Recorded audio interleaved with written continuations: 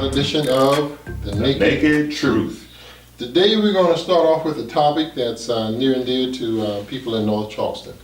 The fleecing of North Charleston citizens. Now when we say fleecing, we simply mean that they've been taken advantage of. Here it is, we've got public officials that are supposed to be using the resources in the city to improve the lives of the citizens, but yet when we take a look at what they're actually doing, they're taking the resources from the city and using them for personal gain and the personal gain of friends. We look at the Navy base. It was sold for $5 million to Donald Trump Jr. in 2013. It was purchased for $2 million, sold for $5 million, so you would think, well, you made $3 million, that's great. But no matter how little you purchased it for, you have to look at the value of it. If you go to the swap meet or to the Goodwill and you purchase something for $5 and you later have it appraised and you find out that it's worth $1,000, are you going to sell it for $7 or $8 and make $3 and be satisfied? Or do you want your full $1,000? Well, I would venture to say you want your full $1,000. We recently, after looking at the closing documents, found that only $8,500 were brought to the table. There's a $2 million reverter clause, so the building actually should have gone back to the city, technically, should belong to the city.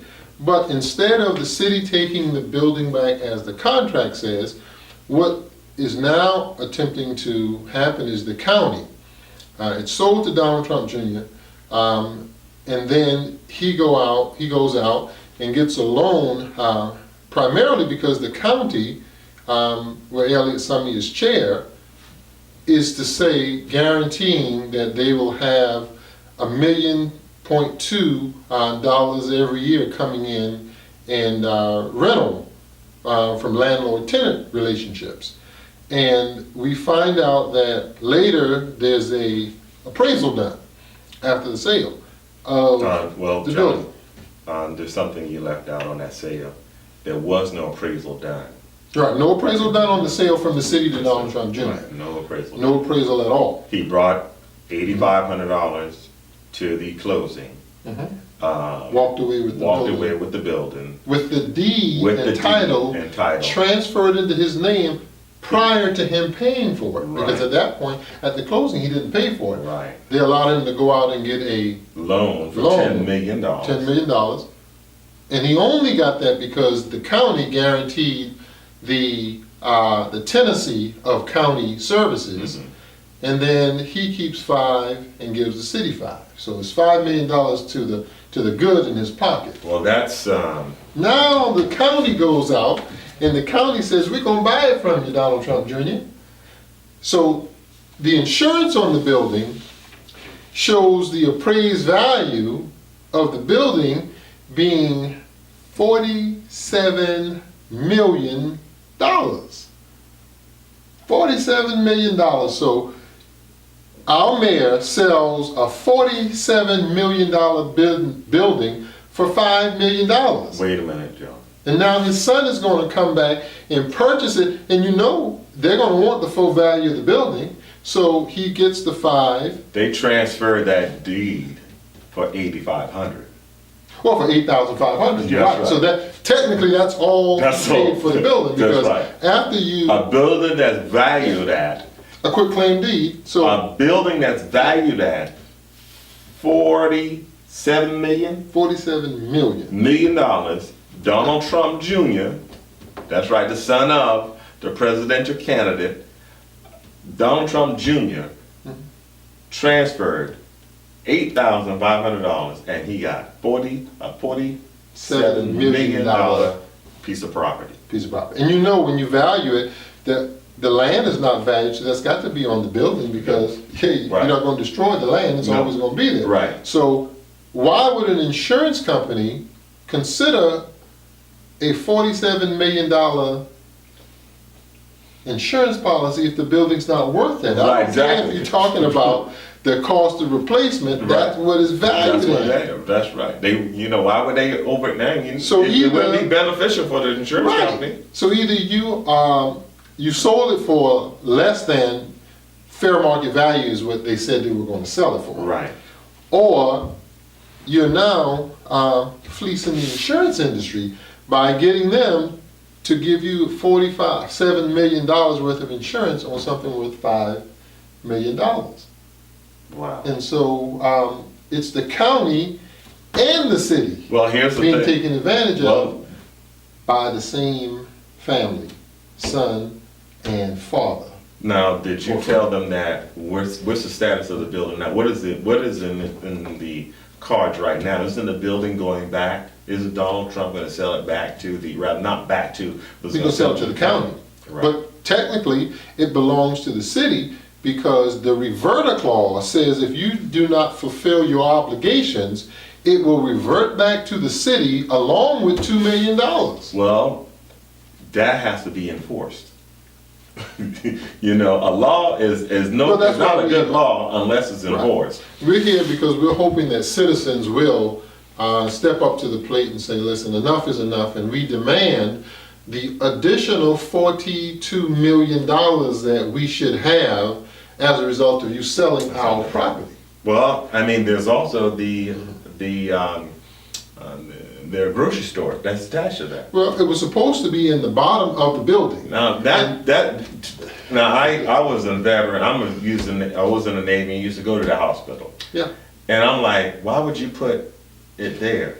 They were going to renovate the bottom of the building to put the grocery store in it. And the grocery store, in the contract, they mandated that the grocery store would have to sign a 20-year lease back to Donald Trump Jr. or Chicora Gardens Holding in order to go in the building and receive the $1 million potential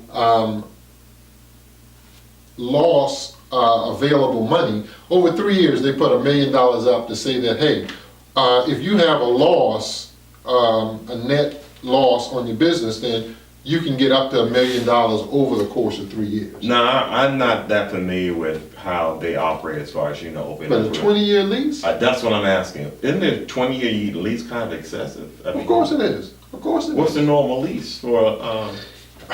When I dealt with malls and I owned Chick-fil-A, used to be 7-year leases, went to 4 years, and so the least amount of time they can get, because when they renegotiate, they always get money, more money, and not only base rent, but also per square foot. And if the traffic count goes up, which you're expecting, then they even get more. So it's quite unusual, but the whole premise is to guarantee tenants for Chicora Garden Holding.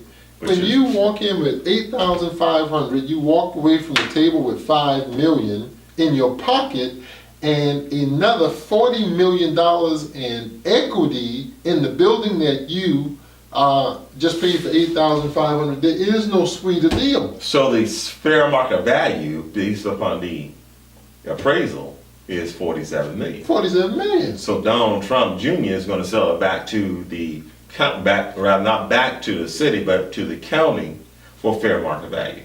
Of course. If he sells it for $1, he's made a profit because he's walked away with $5 million. We understand that he's not going to sell it for $1. He's going to sell it for fair market value. Right, that's what he would do. And that's taxpayer dollars are going to pay Donald Trump. So he'll be. But I don't want the county people to feel that, hey, it's worth 47, but we purchased it for $20 million, so we're coming out ahead of the deal.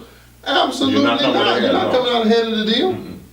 There's some other things that you need to take a look at as well.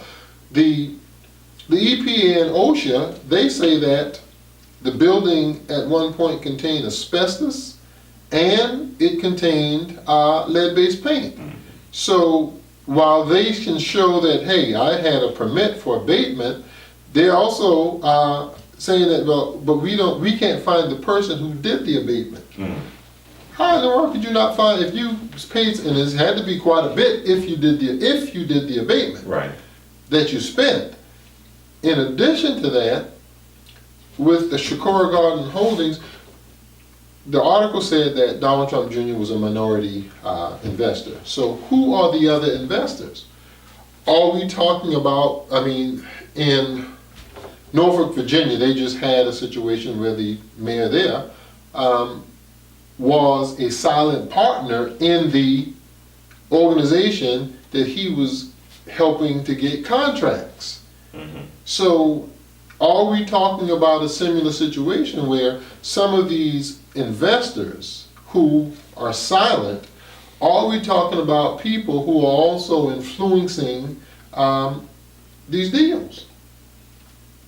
That has to be looked into. Wow.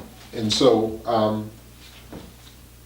the citizens of North Charleston, the citizens of Charleston County, they are going to have to take a look at the rampant public corruption that's going on. Yeah. You know, we go from a $500,000 windfall to a $5 million windfall to a $40 million windfall. At what point does it stop? And at what point do citizens come together and say, hey, listen, we have no problem with our chair, county council, our mayor, and other people making money, but not at the expense of fleecing the county and the city's coffers. That we cannot stand for. Right. Wow. So. And the thing about it is that we elected, you know, we sanctioned this by electing that man mayor again. Of course. I mean, at the end of the day, whoever gets the most votes, hook or crook, whoever gets the most votes wins. And so he is the mayor in the seat. His son is the Charleston County chair, and so I mean that's what it is. The issue is not, let me say, the issue is fundamental fairness. As citizens, we want to be treated right. We want to be treated right no matter who's in office, whether Summey's in office, whether any other person's in office. We want to be treated fair as citizens, and our quality of life should improve rather than be degraded. Right. Well, now that was food for thought. Food for thought. Food for thought. We appreciate you listening to this video. Please subscribe to this video as well as this channel, and by all means, we need action. We need to talk about it, but we really need to be about it. What do you say, John? We need to show up at the next county council meeting, the next city council meeting, and let it be known. You have to, before 12 o'clock that day, if you want to speak on a particular issue, you have to email them to let them know, or in some way notify them in writing. So do that if you want to be able to speak, but we need to show up at these meetings to let them know that we are not in the dark. We understand what's going on, and it's now time to do something about it. Got to get it done. Well, this has been another edition of The Naked Truth.